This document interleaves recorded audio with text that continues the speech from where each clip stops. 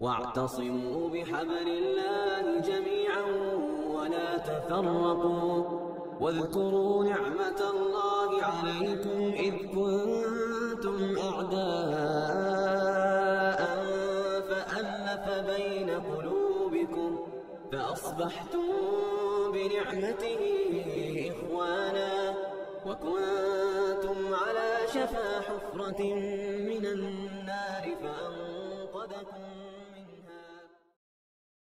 بسم الله الرحمن الرحيم. قال الله سبحانه وتعالى في القرآن المجيد والفرقان الحميد: أعوذ بالله من الشيطان الرجيم. بسم الله الرحمن الرحيم. تعاونوا على البر والتقوى ولا تعاونوا على الإثم والعدوان. رب ذوالجلال نے اس آیت پاک میں انسانی زندگی کی بہت اہم بنیاد کو گویا واضح فرمایا ہے کہ تعاون کرو ایک دوسرے کا، مدد کرو ایک دوسرے کی نیکی اور تقوی کے کاموں میں، اور مت مدد کرو ایک دوسرے کی گناہ اور سرکشی کے کاموں میں۔ گویا پوری انسانیت کو نیک کام کرنے اور ایک دوسرے کی مدد کرنے کی طرف آمادہ کیا گیا ہے۔ جناب رسول اللہ صلی اللہ علیہ وسلم کی پوری سیرت مبارکہ اس بات کی گواہ ہے کہ انسانوں سے محبت کرنے اور آپس میں ایک دوسرے سے مل کر رہنے کی ہر جگہ تعلیم دی گئی ہے۔ آقا نامدار صلی اللہ علیہ وسلم نے نفرتوں سے دور رکھا ہے، محبتوں کو عام کرنے کی تعلیم دی ہے۔ ایک موقع پر فتح مکہ کے موقع پر ایک آواز آپ کے کانوں میں آئی: الیوم یوم الملحمہ، الیوم یوم الملحمہ، آج بدلہ لینے کا دن ہے، آج بدلہ لینے کا دن ہے۔ آپ نے فرمایا بلاؤ کون ہے؟ بلایا گیا تو آپ نے کہا نا یہ نہیں، اعلان یہ کرو الیوم یوم المرحمہ، الیوم یوم المرحمہ، آج رحم کرنے، معاف کر دینے کا دن ہے۔ آقا نامدار صلی اللہ علیہ وسلم نے دوسروں کو معاف کر دینے، دوسروں کو بخش دینے کی تعلیم دی، تو اپنوں سے پیار کرنا اور دوسروں سے پیار کرنا بھی سکھایا ہے۔ اسی لیے قرآن پاک نے جا بجا مختلف انداز میں دلوں کے جوڑنے اور اتحاد و محبت کی طرف دعوت دی ہے۔ ایک موقع پر قرآن پاک میں کہا گیا انما المؤمنون اخوہ، ایمان والے سارے کے سارے بھائی بھائی ہیں۔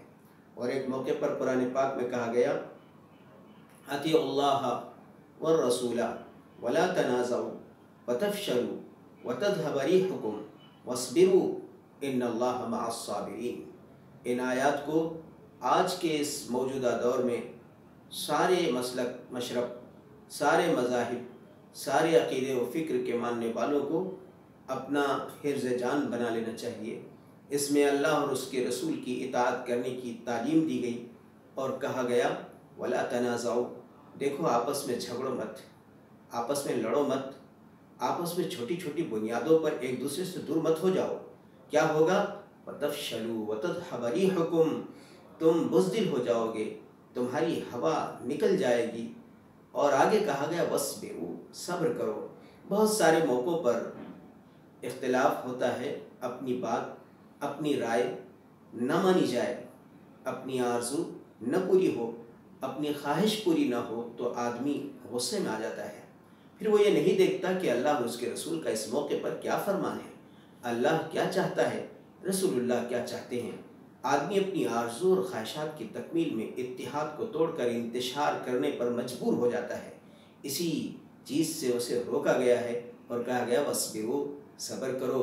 تمہاری بات آج 5 لوگوں نے نہیں مانی تو کیا ہوا، ان اللہ مع الصابرین، رب ذوالجلال پوری قدرت کے ساتھ تمہارے ساتھ ہے۔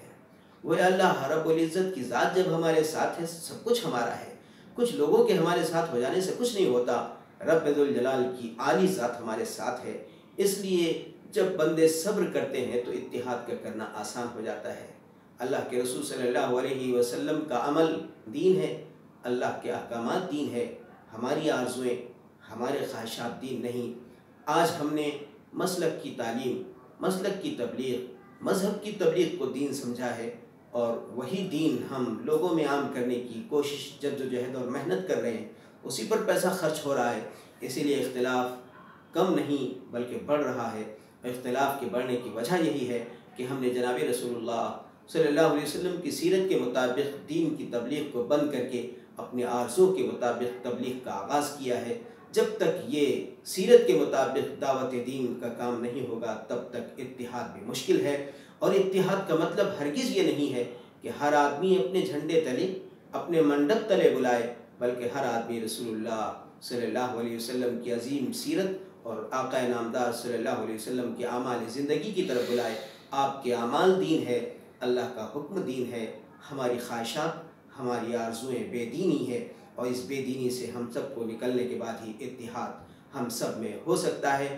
آج کا موجودہ دور اس بات کا تقاضا کر رہا ہے کہ ہم اپنی آرزوؤں اور خواہشات کو چھوڑ کر جناب رسول اللہ صلی اللہ علیہ وسلم کی سیرت کو اپنا نمونہ بنائیں، اور ہم سب کے سب ہر کام کرنے والے چھوٹے چھوٹے دین کے کام کا اعتراف کرنے کا آغاز کریں۔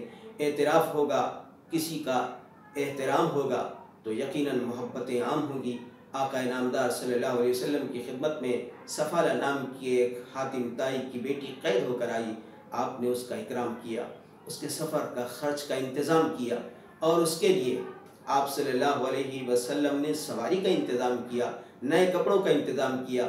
ان کے بھائی عدی آئے تو آپ نے بڑھ کر استقبال کیا اور اپنی جگہ بٹھا کر خود نیچے بیٹھ گئے۔ یہ آقا کا کام ہے، عمل ہے، آپ کی یہ سیرت ہے، ہم سب کے لیے ایک انمول پیغام ہے۔ اللہ تعالی ہم تمام کو سمجھداری کی توفیق عطا فرمائے۔ شفا حفرة من النار فأنقذكم